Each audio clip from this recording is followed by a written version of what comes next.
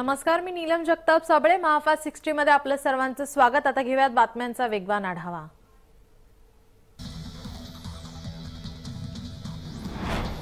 लक्ष दिव्यांनी अयोध्या उजळली. दीपोत्सवादरम्यान सरयूच्या पाण्याच्या प्रवाहात भव्य लेझर शो आकर्षणाचा केंद्रबिंदू ठरलाय.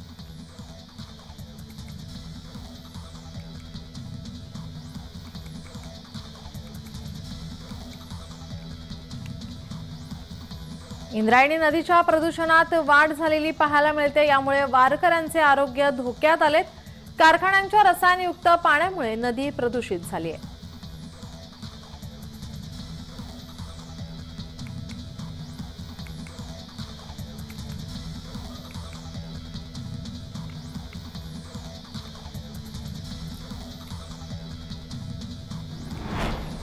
लक्ष दिव्यांनी अयोध्या उजळली. दीपोत्सवादरम्यान सरयूच्या पाण्याच्या प्रवाहात भव्य लेझर शो आकर्षणाचा केंद्रबिंदू ठरला.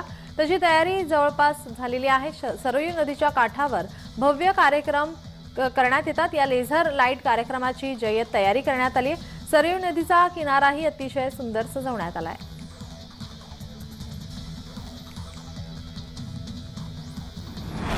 इंद्रायणी नदीच्या प्रदूषणात वाढ झालेली पाहायला मिळते. वारकऱ्यांचे आरोग्य आता यामुळे धोक्यात आले.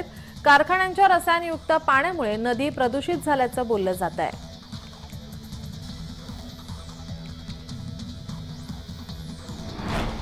फटाके वाजवण्यासाठी वेळेची मर्यादा देण्यात आलेली आहे. फटाके आता 2च तास वाजवा असे आदेश देण्यात आले आहे. प्रदूषणाच्या पार्श्वभूमीवरती न्यायालयाकडून हे आदेश देण्यात आले.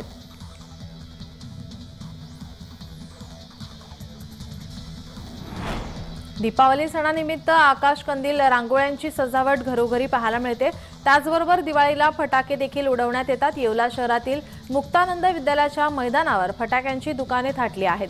यावेळी कमी आवाजाचे आणि प्रदूषण मुक्त फटाके मोठ्या प्रमाणात विक्रेत्यांनी विक्रीसाठी आणले आहेत. फटाके दुकानात शुकशुकाट पाहायला मिळतोय. यावेळी फटाके विक्रेत्यांवर दुष्काळाचा सावट पाहायला मिळतोय.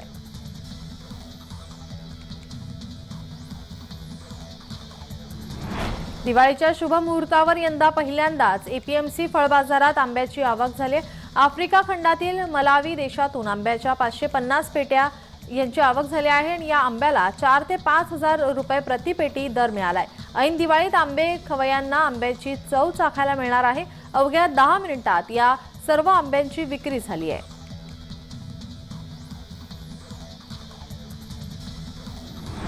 सलग 3 दिवस झालेल्या अवकाळी पावसाने रायगडमधील शेतकऱ्यांच्या तोंडाचे पाणी पळाले आहे. पावसामुळे कापलेल्या आणि कापणी योग्य भात पिकाचे अतोनात नुकसान झाले. कापणी झालेले भाताचे भारे शेतातच पडून राहिल्याने भिजले आहेत.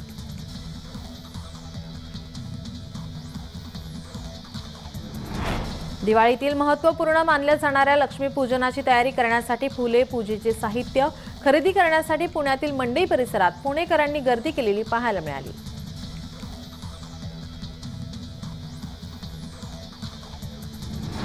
सुट्टीनिमित्त उत्तर भारताकडे जाणाऱ्या मजुरांची गर्दी सध्या नवी दिल्लीत पाहायला मिळते.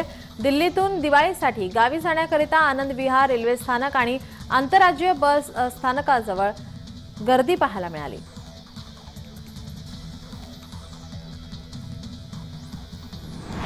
भाजपाकडून राम मंदिराच्या लोकार्पणाआधी जय्यत तयारी करण्यात येते. रामाच्या दर्शनासाठी कणकवली स्थानकावरून विशेष रेल्वे सोडण्यात येणार आहे. भाजपा नेते नितेश राणे यांनी या संदर्भात घोषणा केली आहे. अयोध्येला जाण्यासाठी कणकवली रेल्वे स्थानकावरून 2 विशेष रेल्वेंची व्यवस्था करण्यात आली. कणकवली, देवगड आणि वैभववाडी वासियांसाठी विशेष व्यवस्था करण्यात आली आहे. राम मंदिराच्या लोकार्पण सोहळ्यानंतर रेल्वे शेकडो राम भक्तांना दर्शनासाठी रेल्वेची व्यवस्था करण्यात आली आहे.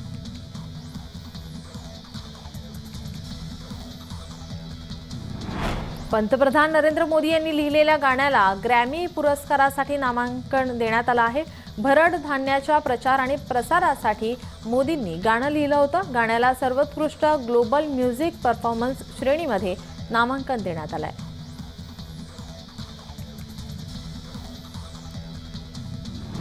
हवेच्या गुणवत्ता पातळीत सुधारणा करण्यासाठी पनवेल मनपा सक्रिय झाले. पनवेलतर्फे हवेतील प्रदूषणाची आणि धुलीकणाची मात्रा कमी करण्यासाठी खारघर टोल नाक्यावर चक्क वाहनांवर पाण्याचा मारा करणारी अजब यंत्रणा कार्यान्वित करण्यात आली आहे। यामुळे वाहनाच्या चाकाला असलेले धूलिकण हवेत जाण्यापासून थांबतील, परिणामी प्रदूषणाची मात्रा कमी होण्यास मदत होणार आहे। पुढील आठवडाभर ही यंत्रणा कार्यान्वित असणार आहे। पनवेल मनपा आयुक्तांनी या संदर्भात माहिती दिली आहे।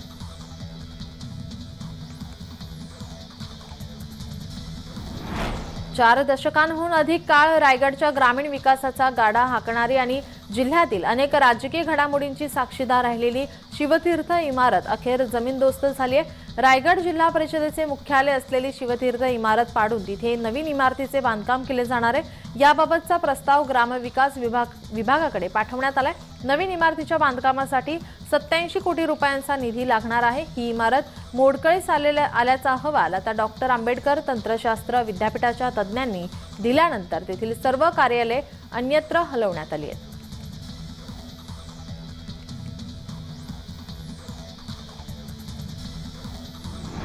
कोल्हापूरच्या काळंबावाडी जलवाहिनी योजनेचे पाणी थेट पुईखडी जलशुद्धीकरण केंद्रामध्ये शुक्रवारी रात्री 10:50 पोहोचेल। आमदार सतेज पाटील, आमदार ऋतुराज पाटील, आमदार जयश्री जाधव यांच्या हस्ते धनत्रयोदशीच्या मुहूर्तावर या पाण्याचं विधिवत पूजन करण्यात आलं।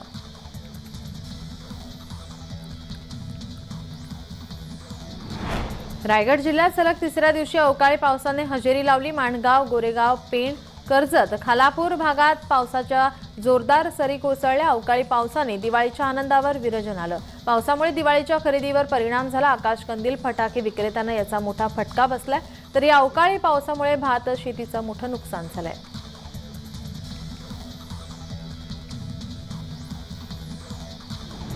उपनगरी रेल्वे मार्गावरील नेटवर्क रुळांची दुरुस्ती तसेच सिग्नल यंत्रणेत काही तांत्रिक कामे करण्यासाठी रविवारी 12 नोव्हेंबर रोजी तिन्ही मार्गांवर मेगा ब्लॉक घेण्यात येणार आहे।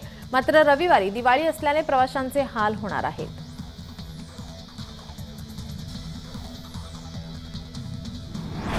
मेट्रो 2 ब मार्गिकेचे काम युद्धपातळीवर सुरू असून प्रवाशांना स्थानकात पोहोचणे अधिक सुलभ व्हावे, यात गतिशीलता यावी याचे प्रयत्न सुरू आहेत। तसेच प्रवाशांना अंतिम स्थानकापर्यंत पोहोचण्यासाठी वाहतूक व्यवस्था उपलब्ध करून द्यावी यासाठी MMRDA प्रयत्न करत आहे। मेट्रो 2 ब मार्गिकेवरील 20 स्थानकांमध्ये वाहतूक परिवहन एकत्रीकरण प्रकल्पाच्या अंमलबजावणीकरिता कंत्राटदार MMRDA सल्लागाराची नियुक्ती करणार आहे।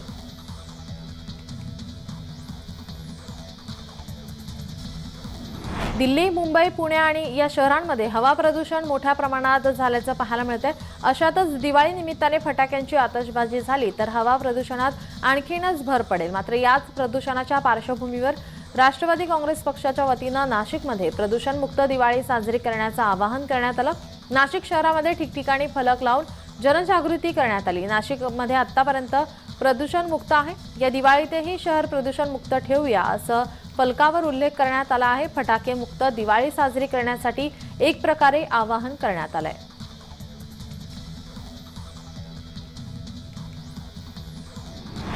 मुंबईसह महानगर प्रदेशातील शहरात होणारी बांधकामे आणि अन्य कारणांमुळे होत असलेले वायू प्रदूषण आणि हवेची खालावत चाललेली गुणवत्ता ही समस्या काही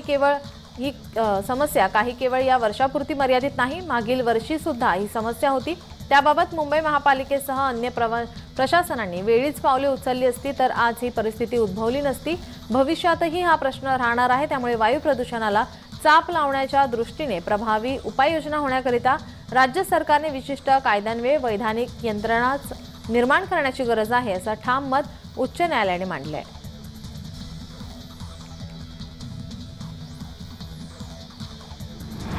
पुण्यातील स्वारगेट बस स्थानकात प्रवाशांची गर्दी पाहायला मिळाली। दिवाळीनिमित्त गावी जाण्यासाठी प्रवाशांनी गर्दी केली। स्वारगेट बस स्थानकात प्रवाशांच्या लांबच लांब रांगा लागल्या होत्या। तर पुणे एसटी प्रशासनाकडून दिवाळीनिमित्त 100 पेक्षा अधिक बसेस सोडण्यात आल्या। पुण्याहून मराठवाडा, नागपूर, कोल्हापूरला जाण्यासाठी जादा बसेस सोडण्यात आल्या।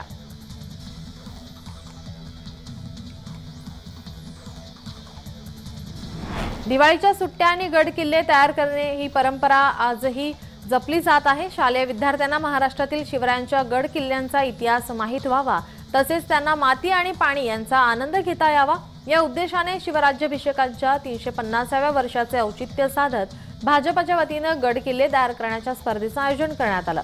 या स्पर्धेमध्ये शालेय विद्यार्थ्यांचा मोठा प्रतिसाद पाहायला मिळाला।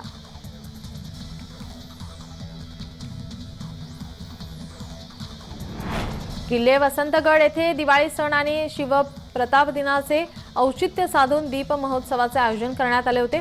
या महोत्सवाला शिवप्रेमी आणि कराड तालुक्यातील मावळ्यांनी उपस्थिती लावली। या ठिकाणी एक दिवा माझ्या राजासाठी हा उपक्रम राबवण्यात आला।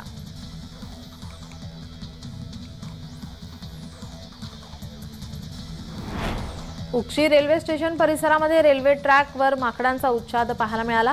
दिवा पॅसेंजर गाडी बोगद्यात थांबल्यानंतर खाद्यपदार्थांच्या आशेपोटी ही माकडे ट्रॅकवर आली। क्रॉसिंगसाठी दिवा पॅसेंजर गाडी बोगद्यात थांबल्यानंतर गाडीतील प्रवासी माकडांना खाऊ टाकतात। खाद्यपदार्थांच्या आशेपोटी ट्रॅकवर येणारी माकडे रेल्वेच्या अपघातात जखमी झालेली, हात तुटलेली देखील पाहायला मिळाली।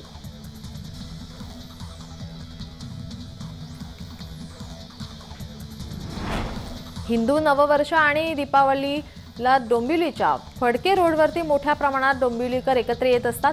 डोंबिवलीच्या फडके रोड परिसरात दरवर्षी मनसे आमदार राजू पाटील यांच्या संकल्पनेतून विद्युत रोषणाई केली जाते। यंदा डोंबिवलीच्या प्रसिद्ध श्री गणेश मंदिर देवस्थानच्या शतक महोत्सवी वर्षानिमित्त मंदिर परिसराला आकर्षक अशी विद्युत रोषणाई करण्यात आली।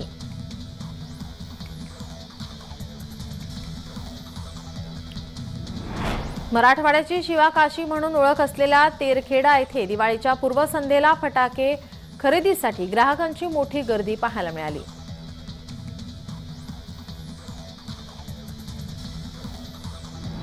वाघोली केसनंद रस्ता येथे कोरोना ऑर्चिड या 12व्या मजली इमारतीमध्ये एका सदनिकेत आगीची घटना घडली। पीएमआरडीए अग्निशमन दलाच्या अथक प्रयत्नानंतर आग विझवण्यात आली आहे। सुदैवाने या आगीत कोणतीही जखमी झाली नाही।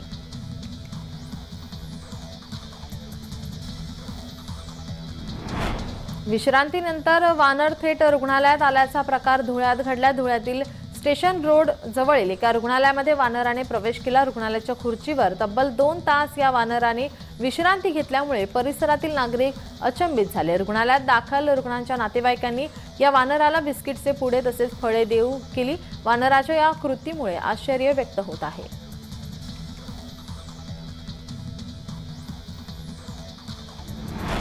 उक्षी रेल्वे स्टेशन परिसरात रेल्वे ट्रॅकवर माकडांचा उच्छाद पाहायला मिळाला।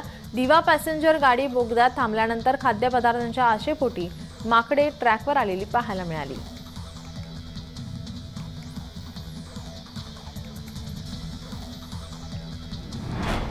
पुणे सातारा रस्त्यावरील शंकर महाराजांच्या पवित्र समाधीस्थळी सायंकाळी 6:30 ते 9:30 या वेळेमध्ये परमपूज्य श्रीमान गोविंद देवगिरी महाराज यांचा गुरुचरित्र कथनाचा कार्यक्रम आयोजित केला आहे।